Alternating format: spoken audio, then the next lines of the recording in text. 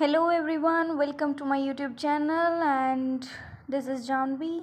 So firstly please subscribe the channel, like the video and share also.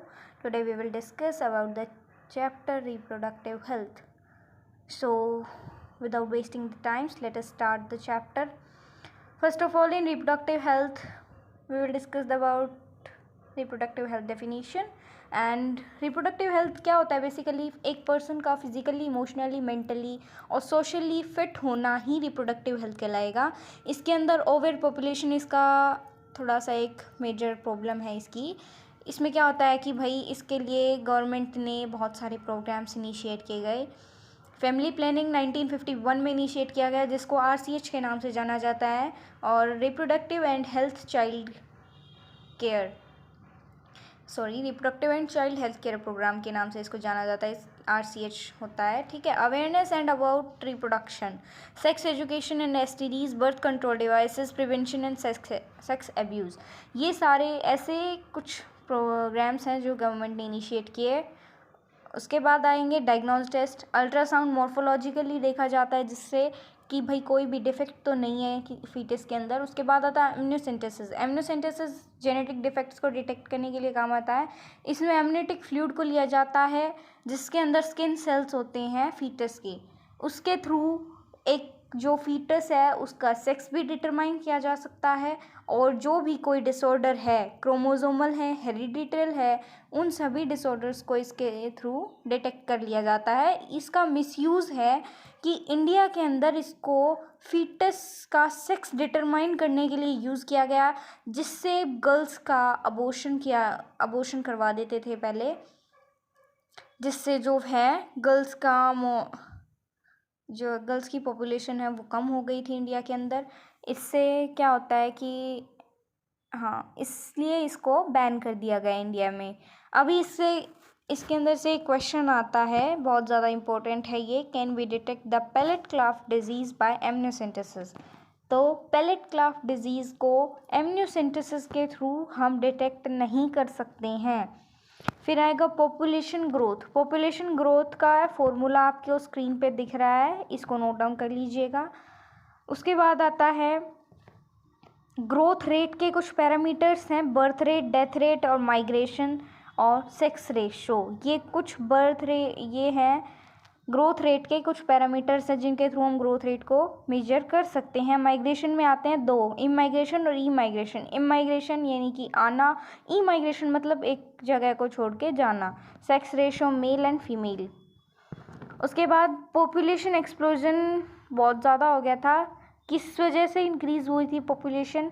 बहुत ज़्यादा better health facilities हो गई थी, लाइफस्टाइल चेंज हो गया था, जिसकी वजह से जो है पॉपुलेशन बहुत ज़्यादा इंक्रीज़ हो गई थी। आप स्क्रीन पे ये डाटा देख सकते हैं कितना ज़्यादा इंक्रीज़ हो गई थी। 2 बिलियन थी 1900 में वर्ल्ड की पॉपुलेशन, और 2000 के अंदर यानी कि 10 साल में 6 बिलियन हो गई थी। इतनी ज़्यादा इंक्रीमेंट हो गई इसके अंदर। उसके बाद इंडिया की पॉपुलेशन तो बहुत ज़्यादा हो गई थी, इतनी ज़्यादा हो गई थी कि वर्ल्ड में हर जो 6th पर्सन है वो एक इंडियन था। इतनी पॉपुलेशन इंक्रीज़ हो गई थी। इसका रीज़न था rapid decline in death rate कम हो गया था, मैटरनल मोर्टेलिटी रेट ज़्यादा हो गया था, जिसकी वजह से जो है पीपल जो थे रिप्रोडक्टिव एज के वो बढ़ गए थे। अब RCH प्रोग्राम ने इसको पॉपुलेशन ग्रोथ को डिक्रीज़ करने के लिए बहुत सारे स्टेप्स उठाए, जिसमें 3 मेजर स्टेप्स आपको दिख रहे हैं स्क्रीन पे। Smaller families, adopt single child and saturatory raise in marriageable age. उसके बाद आते हैं बर्थ कंट्रोल के मेथड। 2 बर्थ कंट्रोल के मेथड हैं, एक नेचुरल मेथड है, एक आर्टिफिशियल मेथड है, बैरियर मेथड है। अब इसके कैरेक्टरिस्टिक्स क्या हैं नेचुरल मेथड के? यूज़र फ्रेंडली होता है, एब्सेंस ऑफ साइड इफ़ेक्ट, कोई साइड इफ़ेक्ट नहीं होता है, और रिवर्सिबल होना चाहिए, और कम्प्लीटली इफ़ेक्टिव अगेंस्ट प्रेगनेंसी। ये अगर किसी की भी उसके अंदर किसी भी बैरियर के अंदर ये अगर हैं कैरेक्टरिस्टिक्स हैं तो वो उससे क्या हो सकता है, प्रेगनेंसी को रोका जा सकता है। इसके 2 मेथड हैं, एक नेचुरल मेथड और एक बैरियर मेथड। नेचुरल मेथड में आप लोगों ने पढ़ा होगा पहले, sex period, rhythm period, periodic abstinence, ये फर्स्ट हैं। जिसके अंदर avoid sex during danger period that is 3 days before and after ovulation between 10 to 17 days of cycle. अगर 10 to days जो है साइकिल के उसके अंदर अगर हमने कोइटस को अवॉइड कर दिया तो प्रेगनेंसी को रोका जा सकता है। Withdrawal of coitus interrupt, withdrawal penis को विजाइना से विड्रॉ कर लेना बिफोर इजैक्यूलेशन। उसके बाद आता है लैक्टेशनल एमेनोरिया, लैक्टेशन पीरियड के दौरान जो है मेंस्ट्रुएशन साइकिल एब्सेंट होती है maximum for 6 to 10 months depend upon female to female, it might be get start very to next month. उसके बाद आता है the above methods are not so reliable, मतलब ये कोई श्योर नहीं है कि भाई प्रेगनेंसी रुकेगी ही या फर्टिलाइजेशन नहीं होगा, इसके बारे में कोई श्योर नहीं है, हो भी सकता है, कोई कंफर्मेशन नहीं है। Even these methods are not prevent STDs, इनसे STD को भी नहीं रोका जा सकता है, तो ये आइडियल नहीं हो सकते, इनको हम आइडियल नहीं बोल सकते हैं। उसके बाद आता है barrier method, mechanical devices that prevents their deposition of sperm into the vagina and the passage into uterus, self inserted होते हैं और provide privacy to the user. अब ये वो मेथड्स हैं जिनके थ्रू स्पर्म को वेजाइना के अंदर जाने से या फिर यूटरस तक पहुंचने से प्रिवेंट किया जाता है। इसमें सबसे पहला है कॉन्डम, जिसकी एक ब्रांड है निरोध। ये रबर शीट, लेटेक्स शीट से बने हुए होते हैं। इनको male copulatory organ during sexual intercourse use करा जाता है। ये एकमात्र ऐसा मेथड है जिससे हम STDs को प्रिवेंट कर सकते हैं और फर्टिलाइजेशन को भी प्रिवेंट कर सकते हैं, तो सबसे बेस्ट होता है कॉन्डम्स। उसके बाद आएंगे फेमिडोम्स और फीमेल कॉन्डम्स, ये वजाइना के अंदर इंसर्ट करे जाते हैं। डायफ्राग्राम्स, बोल्ट्स और सर्विकल कैप्स, ये सर्विक्स के ऊपर इंसर्ट करे जाते हैं। प्लास्टिक रबर के बने हुए होते हैं, रीयूजेबल हैं ये, ठीक है, लेकिन कॉन्डम्स रीयूजेबल नहीं होते हैं, ये ध्यान रखना है। और इन फेमिडोम्स और डायफ्राग्राम्स से STDs को प्रिवेंट नहीं किया जा सकता है। और मेथड है बैरियर मेथड में स्पर्मिसाइडल क्रीम्स हो गई, जेलीज हो गई, फोम्स हो गई, इनको भी यूज़ करा जाता है बैरियर मेथड के लिए। ये फर्टिलाइजेशन को तो प्रिवेंट कर देगी, ये कॉन्ट्रासेप्टिव एफिशिएंसी इनकी बहुत ज़्यादा होती है, ये STDs को प्रिवेंट नहीं कर सकती है। लेकिन उसके बाद आते हैं केमिकल मेथड। केमिकल मेथड में spermicidal chemicals are present in the form of cream, jellies, foam and tablet. They commonly contain lactic acid, boric acid and citric acid, basically ZnO4 और potassium permanganate। ये कुछ chemicals हैं, इनको use करा जाता है spermicidal creams के अंदर, जेलीज में, फोम्स में, टैबलेट्स के थ्रू इनको लिया जाता है, जिससे फर्टिलाइजेशन को प्रिवेंट करते हैं। उसके बाद आती हैं IUDs, इंट्रायूटेराइन डिवाइसेस, यूट्रस के अंदर इनको प्लेस करा जाता है। Mostly widely accepted method in India and which is use for spacing between the children, not self inserted, इनको सेल्फ इंसर्ट नहीं कर सकते हैं। It is inserted under the supervision of expert nurses and doctors. ये 3 type के होते हैं, non mediated, copper releasing और हार्मोनल, ठीक है, बहुत ज़्यादा इंपॉर्टेंट है। PYQ में क्वेश्चन आए हुए हैं इनसे बहुत ज़्यादा, तो इसको बहुत ज़्यादा अच्छे से पढ़ना है। नॉन मेडिएटेड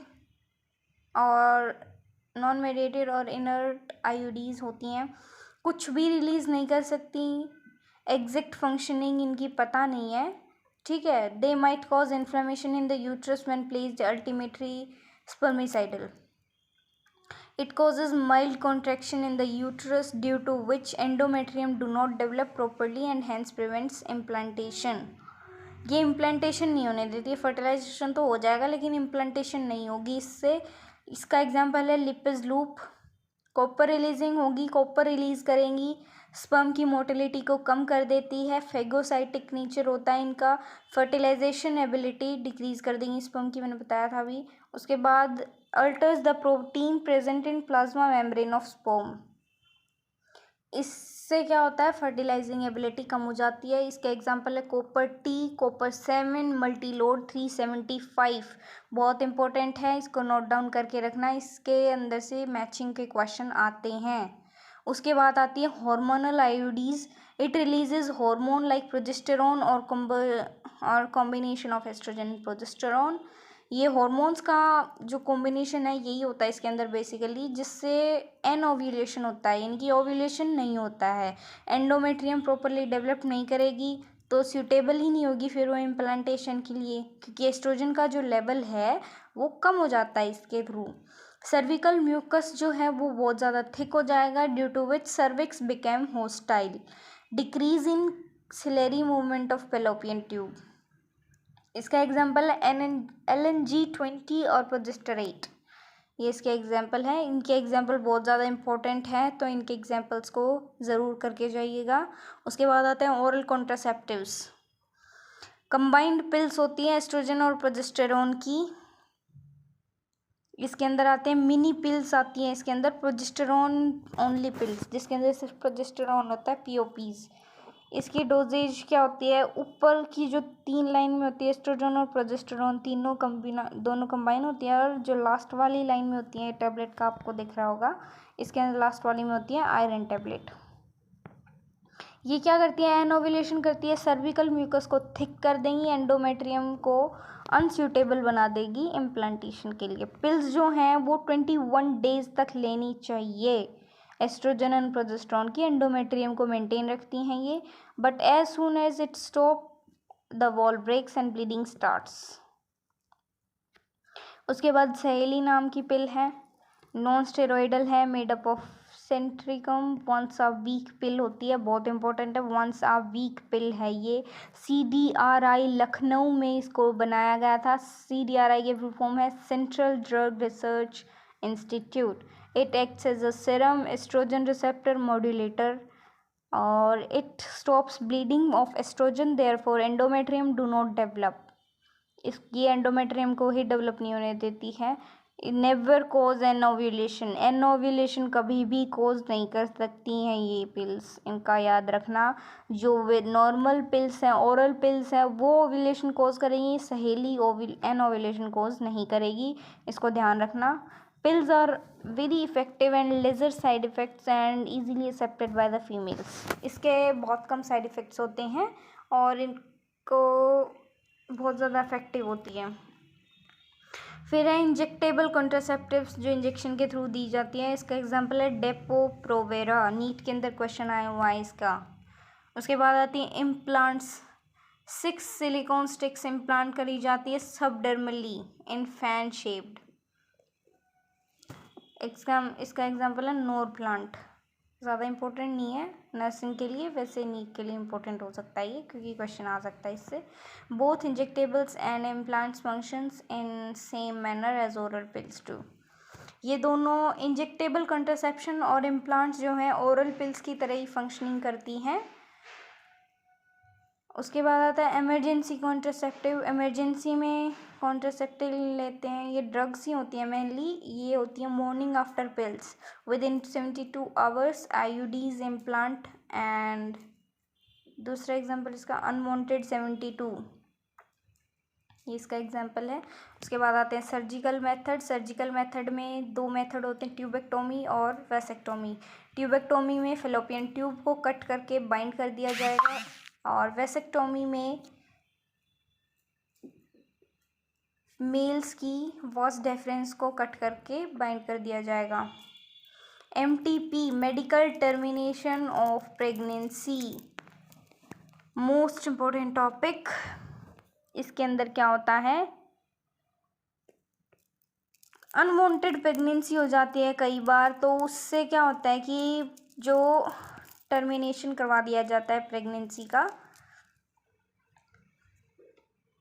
इसमें ये गवर्नमेंट ने लीगलाइज करी थी 1971 में।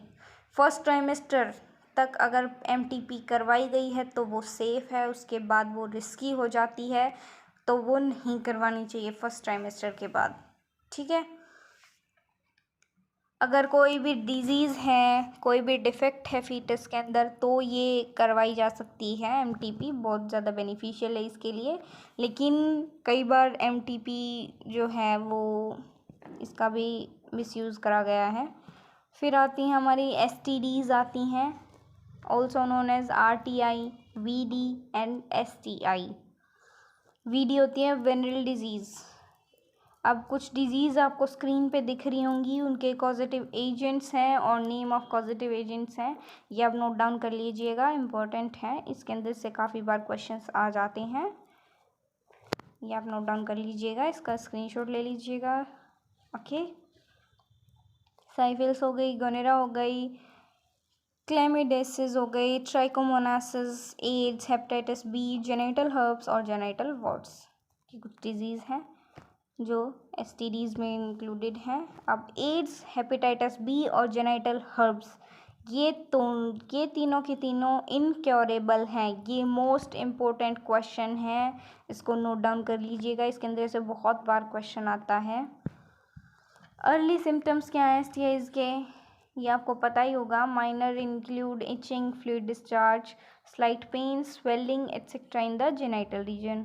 लेट डिटेक्शन होती है तो पेल्विक इन्फ्लेमेटरी डिजीज़ होने लग जाती हैं, abortions, still birth, ectopic pregnancies, infertility और even cancer of reproductive tract, ये लेट डिटेक्शन के कॉम्प्लिकेशंस होती हैं।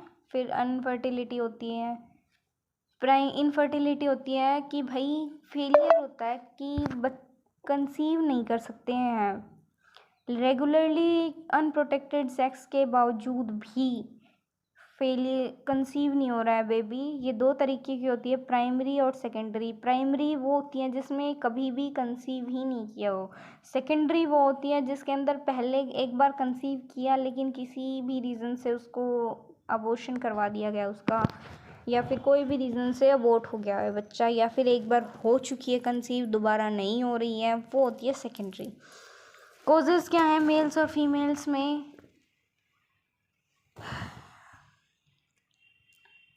Alcoholic consumption, Klinefelter syndrome, gonadotrophin deficiency, absence of और blockage of vas deferens, cryptorchidism, teratozoospermia, asthenozoospermia, azoospermia, oligospermia, anovulation, oligo, ये दूसरे जो हैं ये फीमेल्स में होती हैं, anovulation, oligo ovulation, inadequate growth and functioning of corpus luteum. ये कुछ रीजंस हैं इनफर्टिलिटी के मेल्स और फीमेल्स में। मेल्स में जो हैं ये एजोस्पर्मिया, एस्थेनोजोपोमिया, क्रिप्टोकाइडिज्म, ये नेक्स्ट चैप्टर प्रीवियस चैप्टर में हमने डिस्कस करा है, सेक्सुअल रिप्रोडक्शन इन ह्यूमन में, इसमें ये तीनों को डिस्कस करा जा चुका है, तो आप वीडियो देख लेना। उसके बाद आती हैं,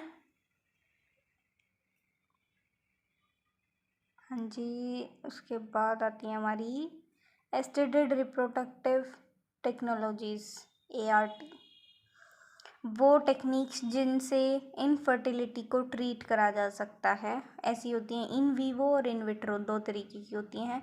इन वीवो बॉडी के अंदर ही होगी, in vitro outside the body होगी, दो दो तरीके की दो होती हैं ये। GIFT और AI, ये होगी इन वीवो, बॉडी के अंदर ही होंगी। इन विट्रो में आएंगी बॉडी के बाहर जो परफॉर्म करी जाएंगी, ICSI और ZIFT, ये दोनों हैं in vitro. Artificial insemination, AI, sperm count male का कम है, लो है या फिर ज़ीरो है तो स्पर्म्स को कलेक्ट करेंगे हस्बैंड से और एक हेल्दी डोनर के अंदर ट्रांसफ़र कर देंगे, उसकी वजाइना में या फिर उसके यूट्रस में। वजाइना में है तो AI हो गया, यूट्रस में हो गया तो IUI हो गया, इंट्रा यूटराइन इंसेमिनेशन, इम्पोर्टेंट है। गैमीट इंट्राफेलोपियन ट्रांसफ़र, गैमीट को ट्रांसफ़र कर देंगे, यानी कि ट्रांसफ़र ऑफ ओवा collected from donor into the fallopian tube of the host who can produce one but can provide suitable environment for fertilization। हाँ, वो produce तो कर सकती है ओवा प्रोड्यूस नहीं कर सकती, लेकिन फर्टिलाइजेशन के लिए एनवायरनमेंट प्रोड्यूस कर सकती है। फिर आता है इंट्रासाइटोप्लाज्मिक स्पर्म इंजेक्शन, ICSI। इसके अंदर क्या होता है, जो स्पर्म्स को इंजेक्ट कर देते हैं साइटोप्लाज्म ऑफ ओवा, मतलब फर्टिलाइजेशन नहीं हो सकता, ओवा भी बन रहा है, प्रॉपरली डेवलप हो रहा है, स्पर्म भी आ रही है जा रही है, लेकिन फर्टिलाइजेशन नहीं हो सकता है, तो फर्टिलाइजेशन करवा देते हैं। ट्यूब के अंदर होता है, ये इनविट्रो है, इनविट्रो का टाइप है। उसके बाद लास्ट है हमारा zygote intrafallopian transfer. This is an example of in vitro fertilization followed by embryo transfer. मतलब जाइगोट बाहर फर्टिलाइजेशन करवाई है हमने ट्यूब, टेस्ट ट्यूब के अंदर, और हमने एम्ब्रियो को ट्रांसफ़र करा है, इसके अंदर जाइगोट को ट्रांसफ़र करा है फेलोपियन ट्यूब में या फिर यूट्रस में। इस मेथड में ओवा लेते हैं मदर से, स्पर्म लेते हैं फादर से, इनको टेस्ट ट्यूब के अंदर फर्टिलाइजेशन करवा के अगर अप टू 8 ब्लास्टोमियर तक हमने ट्रांसफ़र करा है तो वो फेलोपियन ट्यूब में होगा, और 8 से ज़्यादा ब्लास्टोमियर्स के अंदर करा है तो वो होगा IUI यूट्रस में, IUT। ठीक है, so this is our chapter. Thank you so much for watching.